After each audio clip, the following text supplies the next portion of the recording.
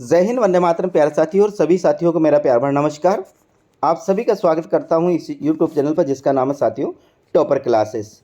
और आज हम पढ़ने वाले हैं पृथ्वीराज रासो। और ये अपनी आज जो 18 नंबर की क्लास है, इसके पहले 17 क्लास है खत्म हो चुकी है। सभी क्लासों को साथियों मैंने प्लेलिस्ट में डाल रखा है, तो आप वहाँ से जो भी क्लास देखना चाहते हैं वो आप वहाँ से देख सकते हैं। साथियों अपन पढ़ रहे हैं RPSC first grade second grade के लिए साथियों हिंदी साहित्य का इतिहास। और हिंदी साहित्य के इतिहास में आदिकाल चल रहा है। आदिकाल में अपना चल रहा है रासो साहित्य। रासो साहित्य में आज अपना अंतिम साहित्य। इसके पहले अपन ने 5 साहित्य रासो पढ़ लिए साथियों। तो इसके रचयिता की बात करते हैं तो चंद्रप्रदायी। लगभग सभी विद्यार्थियों को ये तो याद होगा कि पृथ्वीराज रासो के रचयिता कौन है। तो इसके रचयिता है चंद्रप्रदायी। और इसमें जो नायक है साथियों वो है पृथ्वीराज चौहान। अब आगे पढ़ते हैं। कवि चंद जालौर के निवासी थे। कौन? चंद्रप्रदायी जालौर के निवासी थे। पृथ्वीराज चौहान का बाल सखा था, राजकवि था, सभासद था और सेनापति था। यानी कि पृथ्वीराज चौहान और कवि चंद्रप्रदायी दोनों साथियों बचपन से जीवन के अंत तक साथ रहे। इसलिए इनके बाल सखा भी था, राजकवि भी था, सभासद भी था और सेनापति भी था साथियों। कौन? कवि चंद्रप्रदायी। आगे बात करते हैं। माना जाता है कि दोनों की जन्म तिथि एवं मृत्यु तिथि एक ही है। दोनों की जन्म तिथि और मृत्यु तिथि दोनों की क्या है? एक ही है। अब कैसे साथियों? मृत्यु तिथि की जन्म तिथि में तो बात करते हैं, लेकिन मृत्यु तिथि में कहा जाता है कि जब गौरी पृथ्वीराज चौहान को पकड़ कर ले गया तो वहाँ पर पीछे से चंद्रप्रदायी भी चला जाता है। और जब चंद्रप्रदायी एक को श्लोक बोलता है, क्या आपको पता होगा? 4 बांस 24 गज अष्ट अंगुल प्रणाम, तांव पर गोरी है मत चुके चौहान। जैसे ही इसने ये दोहा बोला और फिर पृथ्वीराज चौहान ने जो शब्द वेदी बाण होता है वो चलाता है, वहाँ पर गोरी की मृत्यु होती है। फिर दोनों एक दूसरे को तलवारों से मृत्यु को प्राप्त कर लेते हैं। तो इनकी मृत्यु तिथि तो एक ही है। वह दोहा आगे बात करते। कवि चंद पृथ्वीराज रासो को पूर्ण नहीं कर पाए थे, जिसे उनके पुत्र जल्लड़ ने पूरा किया। किसने किया साथियों? जल्लड़ ने इसे पूरा किया। जैसे पुस्तक जल्लड़ हाथ दे, गज्जन चली नरपकाज। पुस्तक जल्लड़ हाथ दे, गज्जन चली नरपकाज। कहने का मतलब है पृथ्वीराज रासो जो चंद्रप्रदायी ने लिखा तो इसको चंद्रप्रदायी पूरा नहीं कर पाए थे, इन्हें उनके पुत्र जल्लड़ ने पूरा किया। तो इनके पुत्र का नाम क्या है? जल्लड़ है। इस उक्ति से मालूम पड़ता है कि पुस्तक जल्लड़ हाथ दे, गज्जन चली नरपकाज। आगे, ये हिंदी के प्रथम महाकवि माने जाते। कौन साथियों? ध्यान रखना, हिंदी के प्रथम महाकवि माने जाते हैं। तो वो कौन माना जाते हैं साथियों? चंद्रप्रदायी। और इनका पृथ्वीराज रासो हिंदी का प्रथम महाकाव्य आचार्य रामचंद्र शुक्ल ने माना है। हिंदी का पहला महाकवि की बात करते हैं साथियों, तो हिंदी का पहला कवि है महाकवि है चंद्रप्रदायी। और हिंदी के पहले महाकाव्य की बात करते हैं तो पहला महाकाव्य कौन सा है? पृथ्वीराज रासो। हिंदी खड़ी बोली के महाकवि की बात करते हैं साथियों, तो वो कौन है? अयोध्या सिंह उपाध्याय हरिऔध। और उनके द्वारा रचित प्रिय प्रवास 1914 साथियों हिंदी खड़ी बोली का प्रथम महाकाव्य माना जाता है। और हिंदी का पहला महाकाव्य माना जाता है साथियों कौन? पृथ्वीराज रासो। और अवधी भाषा का जो पहला महाकाव्य माना जाता है साथियों वो मानाता है झांसीकृत पद्मावत। कौन माना जाता है? झांसीकृत पद्मावत। हिंदी का वास्तविक प्रथम महाकवि चंद्रप्रदायी कहा जा सकता है, यह कहा मिश्र बंधुओं ने। क्या कहा? हिंदी का वास्तविक प्रथम महाकवि चंद्रप्रदायी ही कहा जा सकता है, ये वक्तव्य है किसका? मिश्र बंधु का। ध्यान रखना साथियों, ये पंक्तियां किसकी है? महाकवि के प्रति में ये पंक्तियां की है चंद्रप्रदायी ने साथियों। आगे बात करते हैं। चंद्रप्रदायी का अन्य नाम है बलिध्य और पृथ्वी भट्ट। पृथ्वी भट्ट पृथ्वीराज चौहान का नाम नहीं होकर ध्यान रखना, ये नाम है किसका? पृथ्वीराज चौहान के पृथ्वीराज रासो के रचयिता चंद्रप्रदायी का उपनाम है पृथ्वी भट्ट। अब आगे, रासो में 68 प्रकार के छंदों का प्रयोग किया गया है, जिनमें छप्पया छंद की प्रधानता है। ध्यान रखना, पृथ्वीराज रासो में 68 प्रकार के छंदों का प्रयोग किया गया है। इस बात को भी अच्छी तरह से ध्यान रखना। 68 प्रकार के छंदों का इसमें प्रयोग है, जिसमें मुख्य छंद है वो कौन सा साथियों? छप्पय छंद है। मुख्य छंद है वो कौन सा है? छप्पे चंद है। कवि चंद को छप्पे का राजा, छंदों का सम्राट कहा जाता है और पृथ्वीराज रासो को छंदों का अजायबगर भी कहा जाता है। क्यों? क्योंकि इसमें 68 प्रकार के छंदों का प्रयोग हुआ, इसलिए पृथ्वीराज रासो को छंदों का अजायबगर भी कहा जाता है। और जो कवि चंद्रप्रद है उन्हें छप्पे का राजा कहा जाता है, उन्हें छंदों का सम्राट भी कहा जाता है। एक बार पुनः, कवि चंद्र को छप्पे का राजा, छंदों का सम्राट कहा जाता है और पृथ्वीराज रासो को छंदों का अजायबगर कहा जाता है। साथियों अब देखिए, ये नोट कर लिखा है, इस बात को आप अच्छी तरह से ध्यान रखें। यदि विकल्प में रामचंद्रिका मौजूद हो तो प्रथम विकल्प के रूप में किसका चयन करेंगे? रामचंद्रिका, जो आचार्य केशव द्वारा लिखी गई रामचंद्रिका है। किसे? छंदों, कौन से में? छंदों का अजायबगर। क्या? छंदों का अजायबगर यदि पूछा जाता है पहले विकल्प, यदि इस विकल्प में रामचंद्रिका भी है तो पहले विकल्प के रूप में रामचंद्रिका का चयन करेंगे, और यदि वहाँ पर रामचंद्रिका नहीं है साथियों तो फिर पृथ्वीराज रासो का चयन करेंगे। इस बात को आप अच्छी तरह ध्यान रखिएगा। कसमायवद चंद्रबरदाई, कसमायवद चंद्रबरदाई। पृथ्वीराज रासो 69 सर्गों में विभक्त है जिन्हें समय कहा गया है। यानी पृथ्वीराज रासो में जो सर्ग है साथियों, वो कितने सर्ग है? इसमें है 69 सर्ग है, और इन सर्गों को क्या कहा गया? इनको समय कहा गया है। यह बात ध्यान रखना। इनमें छंद है साथियों, छंद है 68 प्रकार के। इनमें सर्ग है, सर्गों की संख्या है कितनी? 69। 68 तो क्या है? छंद है, और 69 क्या है? सर्ग। और सर्ग को क्या कहा गया है? समय कहा गया है। ध्यान रखना, क्या कहा गया? समय कहा गया है। आगे बात करते हैं। कनवज युद्ध समय इनका सबसे बड़ा समय है। कनवज युद्ध जो समय है ये पृथ्वीराज रासो का सबसे बड़ा समय। साथियों ध्यान रखना, कनवज युद्ध है जो इनका सबसे बड़ा समय माना जाता है पृथ्वीराज रासो का। पृथ्वीराज रासो हिंदी का सर्वाधिक विवादास्पद रचना है, यानी हिंदी की सर्वाधिक जो विवादास्पद रचना मानी जाती है आदिकाल की साथियों, वो पृथ्वीराज रासो ही है। सर्वाधिक विवाद जो उत्पन्न हुआ आज तक वो पृथ्वीराज रासो के ऊपर ही विवाद है साथियों। इसकी प्रमाणिकता को लेकर विद्वानों में विवाद है। इसे कुछ अप्रमाणिक मानते हैं, कुछ इसे प्रमाणिक मानते हैं, कुछ इसे साथियों अर्ध प्रमाणिक भी मानते हैं। अब बात करते हैं, आरंभ में ये विवाद नहीं था, किंतु 1875 में, ध्यान सुनना साथियों, आरंभ में ये विवाद नहीं था। किस पे? इसकी प्रमाणिकता को लेकर आरंभ में कोई भी विवाद नहीं था, किंतु 1875 में डॉक्टर उलर को कश्मीर यात्रा के समय उनके एक शिष्य ने जहानकृत पृथ्वीराज विजय की एक खंडित प्रति लाकर दी, और पृथ्वीराज विजय में घटित घटनाएं, तिथियां और नाम इतिहास से मेल खाते थे, पृथ्वीराज रासो से नहीं साथियों। कब?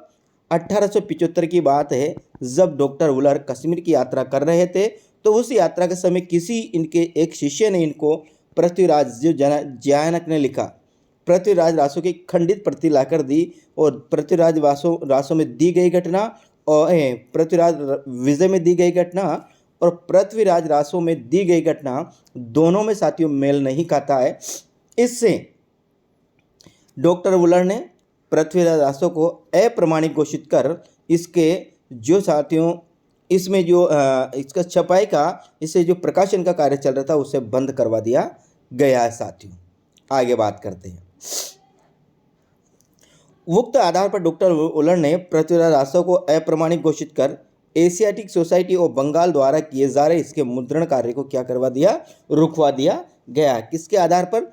जयानकृत पृथ्वीराज विजय के आधार पर, क्योंकि पृथ्वीराज विजय में अलग तिथियां दी गई है और पृथ्वीराज रासो में अलग तिथियां दी गई है। इसके आधार पर इसका जो मुद्रण कार्य है कौन कर रही थी? एशियाटिक सोसाइटी और बंगाल द्वारा इसका जो मुद्रण कार्य किया जा रहा था उसको इसने रुकवा दिया है। उक्त समय में पृथ्वीराज रासो की प्रमाणिकता को लेकर विद्वान 3 वर्गों में बढ़ गए साथियों। अब 3 वर्ग है। प्रथम वर्ग है जिसे इसे अप्रमाणिक मानते हैं। प्रथम वर्ग जिसे अप्रमाणिक मानते हैं वे कौन कौन है?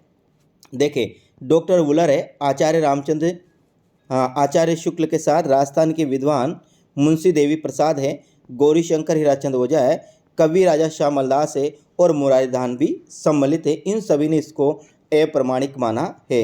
ध्यान रखना साथियों, एग्जाम में अक्सर अप्रमाणिक प्रमाणिक और अर्ध प्रमाणिक के बारे में प्रश्न पूछा जाता है। ये आपको बिल्कुल याद होना चाहिए, किस किस ने इसको प्रमाणिक माना, किस किस ने इसको अप्रमाणिक माना और किस किस ने इसको अर्ध प्रमाणिक माना है साथियों।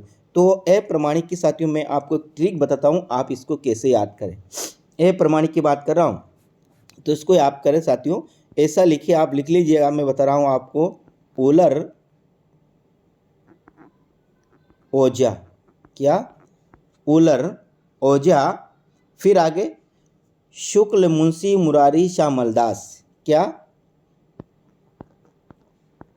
शुक्ल मुंशी मुरारी और एक है श्यामल दास। पुनः मैं लिखता हूँ साथियों, आप देखें यहाँ। पहला साथियों उलर, उलर याद करना है साथियों, उ ल और रे। उलर के बाद अपनों याद करना है ओझा, उलर ओझा, फिर शुक्ल, उलर ओझा शुक्ल, ऐसे याद करना है। फिर मुंशी मुरारी और एक श्यामल दास। इस प्रकार से याद करना। ये 6 साथियों जो इनको क्या मानते हैं, अप्रमाणिक मानते हैं। अप्रमाणिक में याद करना उलर ओझा शुक्ल मुंशी मुरारी श्यामल दास। इसको आप इस प्रकार से याद करेंगे, बिल्कुल याद हो जाएगा साथियों। इनको 2-4 बार कंठस्थ कर ले, आपको याद हो जाएगा।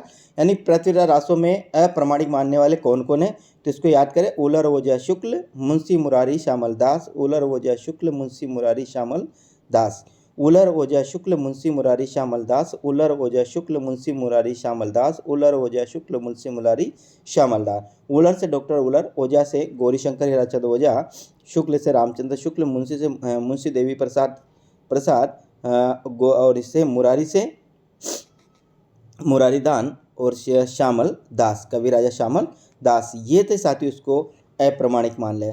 अब द्वितीय वर्ग आता है साथियों जिसको प्रमाणिक मानते हैं। अब प्रमाणिक कौन कौन से मानते हैं साथियों? मोहनलाल विष्णुलाल पांड्या, बाबू श्याम सुंदर दास, कर्नल जेम्स टोड, मिश्र बंधु, डॉक्टर मथुरा प्रसाद दीक्षित आदि इसको प्रमाणिक मानते हैं। अब इसको कैसे बात करेंगे? इसको कर्नल टोड है नी, या फिर आप इसको याद रखें टोड, टोड के बाद ध्यान रखें साथियों टोड, फिर मथुरा, फिर रखें मथुरा, मथुरा के बाद याद रखें आप मिस्र, टोड मथुरा मिस्र, क्या रखें? टोड मथुरा मिस्र मोहन बाबू श्याम सुंदर दास, मोहन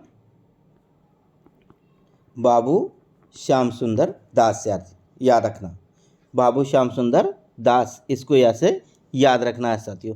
माँ जो थे वह श्यामल दास थे और निया बाबू श्याम सुंदर दास। किससे? टोड मथुरा मिस्र मोहन, इसमें एक और साथियों निया मोहन भी है।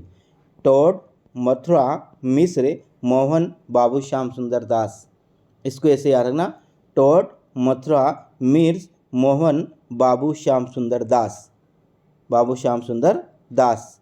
अब देखिए टोड से जनरल टोड से कौन? हाँ, कर्नल जेम्स टोड। मथुरा से क्या बनेगा? डॉक्टर मथुरा प्रसाद दीक्षित। मिस्र से मिश्र बंधु, मोहन से मोहनलाल विष्णुलाल पांड्या और बाबू से साथियों बाबू श्याम सुंदर दास। इस प्रकार से आप इसको याद करना है, टोड मथुरा मिस्र मोहन बाबू श्याम सुंदर दास, टोड मथुरा मिस्र मोहन बाबू श्याम सुंदर दास, टोड मथुरा मिस्र मोहन बाबू श्याम सुंदर दास। इस प्रकार से आप इसको याद करना है। अब तीसरा वर्ग आता है अपना साथियों, वो आता है अर्ध प्रमाणिक। अर्ध प्रमाणिक ऐसे याद रखना, पहले तो हजारी याद रखना। अर्ध प्रमाणिक में हजारी दशरथ मुनि जीन विजय सुनीति। कैसे? हजारी दशरथ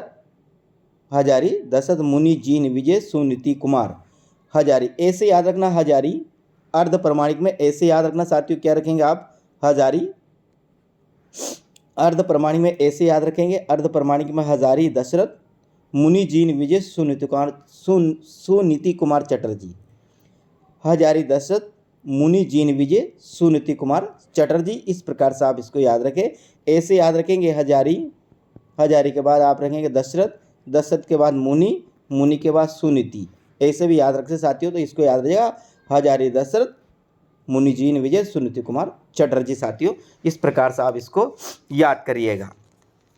ये यहाँ ये सबसे महत्वपूर्ण साथियों पृथ्वीराज रासो में किसने इस अर्ध प्रमाणिक माना, किसने इसको प्रमाणिक माना और किसने इसको साथियों अप्रमाणिक माना, ये आपको बिल्कुल अच्छी तरह से याद करना है साथियों। आचार्य द्विवेदी ने इनके विषय में क्या कहा?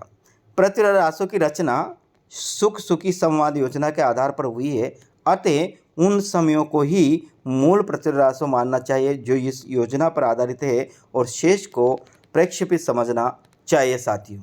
ऐसा किसने कहा? आचार्य प्रसाद द्विवेदी ने कहा कि पृथ्वीराज रासो की रचना सुख सुखी संवाद योजना के आधार पर हुई है, अतः उन समयों को ही मूल पृथ्वीराज रासो मानना चाहिए जो इस योजना पर आधारित है और शेष को प्रक्षेपित समझना चाहिए साथियों। आगे बात करते हैं। अगर इस तथ्य को स्वीकार कर लिया जाए तो रासो में पाए जाने वाला इतिहास विरोध क्या हो जाता है? समाप्त हो जाता है। किसने? यदि जो आचार्य प्रसाद द्विवेदी ने इसके विषय में कहा उसको यदि मान लिया जाए तो जो विरोध है ये विरोध साथियों लगभग क्या होगा? समाप्त हो जाता है। नरोत्तम स्वामी ने पृथ्वीराज रासो को प्रबंध नहीं मानकर मुक्तक माना है। ध्यान रखना वह कौन सा इतिहासकार है जिससे साथियों जिसने पृथ्वीराज रासो को प्रबंध नहीं माना और मुक्तक माना है? तो ध्यान रखना नरोत्तम स्वामी ने पृथ्वीराज रासो को प्रबंध नहीं मानकर मुक्तक माना है। इस बात का ध्यान रखना। नरोत्तम स्वामी ने पृथ्वीराज रासो को प्रबंध नहीं मानकर मुक्तक माना है। नरोत्तम स्वामी ने पृथ्वीराज रासो को प्रबंध नहीं मानकर मुक्तक माना है। इस लाइन को भी आप अच्छी तरह से याद रखें। फिर आचार्य द्विवेदी ने इनके विषय में फिर क्या कहा? ध्यान से देखिए। इस निरर्थक मंथन से जो दुष्कर फेन राशि तैयार हुई उसे पार करके इस ग्रंथ के साहित्य तक पहुंचना हिंदी के विरोधियों के लिए असंभव सा व्यापार हो गया है। ये काव्य पंक्तियां भी किसकी? आचार्य प्रसाद द्विवेदी की है कि इस निरर्थक मंथन से जो दुस्तर फेन राशि तैयार हुई, इस निरर्थक मंथन से जो दुस्तर फेन राशि तैयार हुई उसे पार करके इस ग्रंथ के साहित्य तक पहुंचना हिंदी के विद्यार्थियों के लिए असंभव सा व्यापार हो गया। डॉक्टर बच्चन सिंह ने पृथ्वीराज रासो को राजनीति की महाकाव्यात्मक त्रासदी कहा है।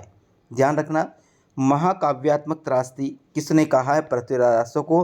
तो ये कहा डॉक्टर बच्चन सिंह ने पृथ्वीराज रासो को राजनीति की महाकाव्यात्मक त्रासदी कहा है। डॉक्टर बच्चन सिंह ने पृथ्वीराज रासो को राजनीति की महाकाव्यात्मक त्रासदी कहा। किसने कहा साथियों? डॉक्टर बच्चन ने कहा। अब त्रासदी का अर्थ होता है साथियों विजय और फल का भोग नहीं, दुखांत। वह रचना जिसका अंत दुखांत होता है उसे त्रासदी कहा जाता है। कामादि सुखांत, जिस रचना का अंत सुखांत होता है या नायक को अपने लक्ष्य की प्राप्ति हो जाती है तो वो साथियों क्या होता है? वह कामादि होता है। जिसमें नायक को साथियों दुख होता है, असफल हो जाता है, उसे त्रासदी कहा जाता है साथियों। आगे बात करते हैं। बाबू श्याम सुंदर दास ने इसे स्वाभाविक विकासशील महाकाव्य कहा है। किसने? बाबू गुलाब राय ने। श्याम सुंदर नहीं, बाबू गुलाब राय ने इसे स्वाभाविक विकासशील महाकाव्य कहा है। ध्यान रखना क्या कहा? बाबू गुलाब राय ने इसे स्वाभाविक विकासशील महाकाव्य कहा। इस बात का ध्यान रखना। बाबू गुलाब राय ने इसे स्वाभाविक विकासशील महाकाव्य कहा है और बाबू श्याम सुंदर दास और उदय नारायण तिवारी ने इसे वीर काव्य कहते हैं। दो कौन? बाबू श्याम सुंदर दास और उदय नारायण तिवारी दोनों ने इसे वीर काव्य कहा और स्वाभाविक विकासशील महाकाव्य बाबू गुलाब राय ने कहा और बाबू श्याम सुंदर दास और उदय नारायण तिवारी ने इसे वीर काव्य कहा साथियों। डॉक्टर नगेंद्र महाभारत की तरह इसे विशाल महाकाव्य मानते हैं। जिस प्रकार महाभारत को विशाल महाकाव्य माना जाता है उसी प्रकार डॉक्टर नगेंद्र प्रिय विद्यार्थियों इसे विशाल महाकाव्य मानते हैं। ध्यान रखना, ये प्रत्येक चीज़ को ध्यान रखना। डॉक्टर नगेंद्र महाभारत की तरह इसे विशाल महाकाव्य मानते हैं। आगे बात करते हैं। आचार्य शुक्ल ने पृथ्वीराज रासो को अप्रमाणिक सिद्ध करने के लिए बहुत परिश्रम किया साथी। उन्होंने लिखा है कि इस संबंध में इसका अतिरिक्त और कुछ कहने की जगह नहीं है कि यह पूरा ग्रंथ वास्तव में जाली है। ये पंक्तियाँ किसकी है? ये आचार्य रामचंद्र शुक्ल की। अच्छी तरह से याद रखना। आचार्य रामचंद्र शुक्ल ने पृथ्वीराज रासो को जाली ग्रंथ घोषित किया। इस बात को आप ध्यान रखना साथी।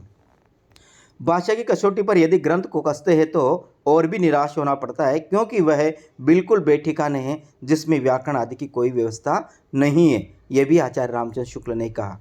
भाषा की कसौटी पर यदि ग्रंथ को कसते हैं तो और भी निराश होना पड़ता है, क्योंकि वह बिल्कुल बेठिकाने हैं, जिसमें व्याकरण आदि की कोई व्यवस्था नहीं है। यह ग्रंथ नए भाषा के इतिहास और नए साहित्य के इतिहासों का काम जिज्ञासुओं के काम का है। यह भी किसने कहा? आचार्य रामचंद्र शुक्ल ने कहा। यह ग्रंथ नए भाषा के इतिहास और नए साहित्य के जिज्ञासुओं के काम का है। ये पंक्तियाँ आचार्य रामचंद्र शुक्ल की, जिन्होंने ऐसा कहा है।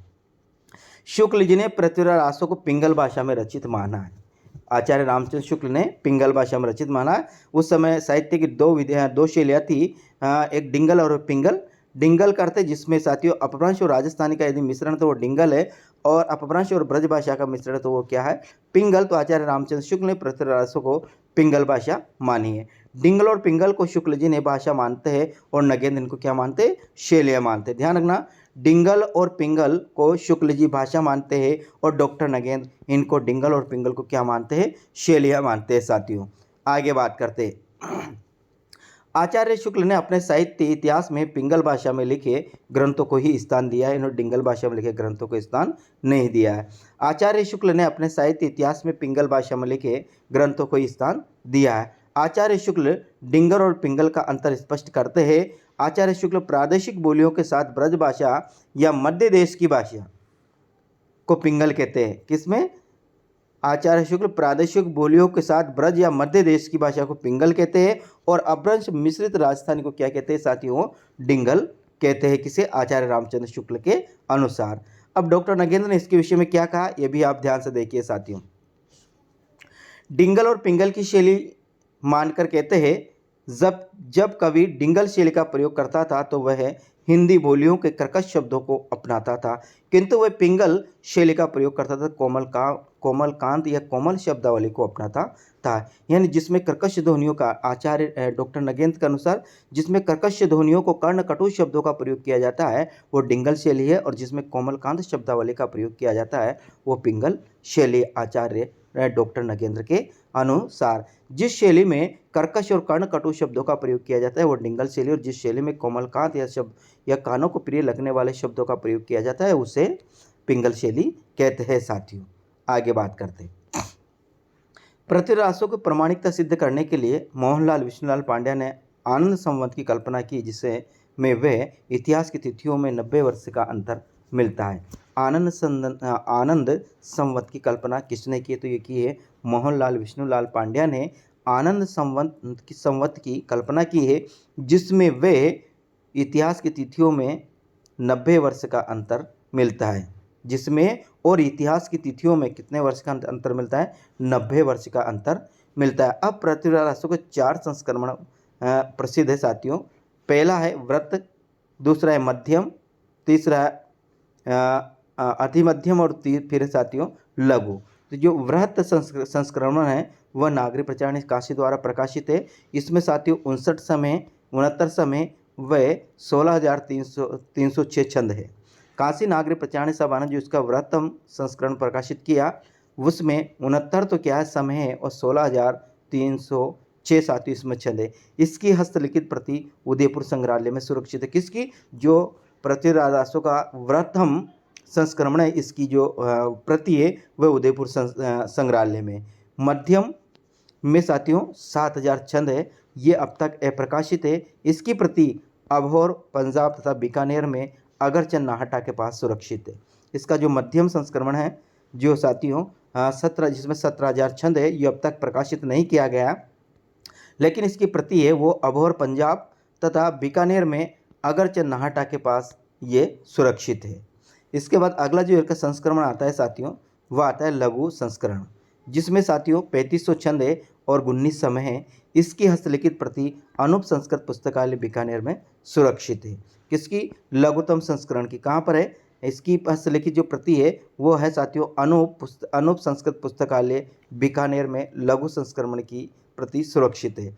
अगला आता है लघुतम संस्करण, केवल 13,000 छंद है, 1300 छंद है। हस्तलिखित प्रति बीकानेर के अगरचंद नाहटा के पास सुरक्षित है, और डॉक्टर दशमेश नरवाल ने इसे मूल रासो माना है। किसका? इसका जो लघुत्तम संस्करण जिसमें साथियों मात्र 1302 है, 1300 छंद है। इसके इसका जो प्रति है वो बीकानेर के अगरचा नाहटा के पास सुरक्षित है और इसको ही डॉक्टर दशरथ शर्मा ने साथियों क्या माना है? दशरथ शर्मा ने मूल प्रति माना है साथियों। इसकी एक जरूर याद रखना साथियों, 4 बांस 24 गज अष्ट अंगुल प्रणाम तांव पर गोरी चे मत चुके चौहान, ये पंक्तियां किस काव्य की है साथियों? तो ये पृथ्वीराज चौहान रासो से ली गई पंक्तियां हैं। इस प्रकार देखते साथियों तो ये अपना पृथ्वीराज रासो है आज पूर्ण हो जाता है। इसके बाद साथियों कल अपने यानी आदिकाल की अपने खूब से खूब साथियों एक दो खूब से खूब 2 या 3 क्लास और चलेगी और अपना आदिकाल क्या हो जाएगा? समाप्त हो जाएगा साथियों। उम्मीद करता हूँ ये क्लास आपको अच्छी लगेगी साथियों। कमेंट के माध्यम से मुझे ज़रूर बताया जाए कि आपकी जो भी परेशानी है साथियों मुझे कमेंट के माध्यम से ज़रूर बता दीजिएगा। तो ठीक प्रिय विद्यार्थियों, मिलते हैं अगले वीडियो में। राम राम साथियों।